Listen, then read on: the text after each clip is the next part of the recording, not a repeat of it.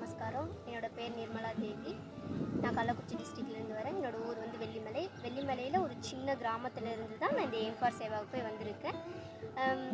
எங்களோட ஊரில் வந்து பார்த்திங்கன்னா படிப்பு வசதிகள் இந்த மாதிரி எதுவுமே கிடையாது. ஹையர் செகண்டரிலாம் கிடையாது. நாங்கள் படிக்கணுன்னா கூட ரொம்ப லாங் டிஸ்டன்ஸில் போய் மட்டும்தான் படிக்க முடியும். எங்கள் அப்பா, எங்கள் அம்மா, அப்புறம் தாத்தா, பாட்டி யாருமே படிக்கவே இல்லை. நாங்கள் மலையில் இருக்கிறதுனால அங்கே இருக்கிறவங்க மக்கள் எல்லாருமே பேரண்ட்ஸ் எல்லாம் என்ன நினைப்பாங்கன்னா 10th படித்தா போதும் அப்படின்னு மட்டும்தான் நினைப்பாங்க. படித்து முடிச்சதுக்கப்புறம் மேரேஜ் பண்ணி கொடுத்துருவாங்க. நான் எப்போ ஃபஸ்ட்டு வந்து எய்ம் ஃபார் சேவாவில் ஜாயின் பண்ணணும், 6th to 12th வரைக்கும் நான் எய்ம் ஃபார் சேவாவில் சின்ன சேலத்தில் தான் படித்தேன். எனக்கு வந்து எதுவுமே தெரியாதுன்னா பேச தெரியாது, படிக்க தெரியாது, எதுவுமே தெரியாது. இங்கே வந்ததுக்கப்புறம் எல்லாமே சொல்லி கொடுத்தாங்க.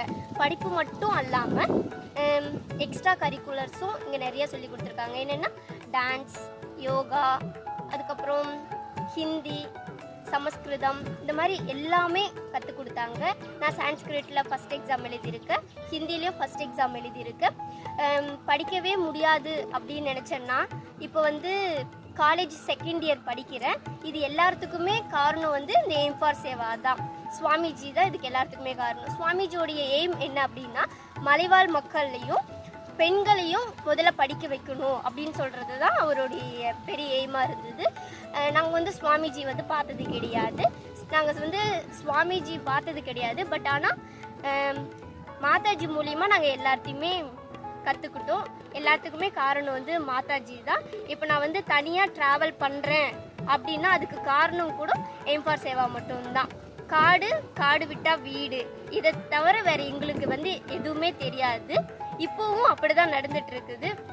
ஆனால் முன்னாடி இருந்த மாதிரி இப்போ கிடையாது. நிறைய கொஞ்சம் மலைவாழ் மக்கள் நாங்கள் வந்து கொஞ்சம் மாறிட்டோம்.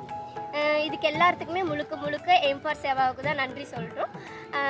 சுவாமிஜிக்கு, அதுக்கப்புறம் மாதாஜிக்கு எல்லாத்துக்குமே ரொம்ப தேங்க்ஸ்.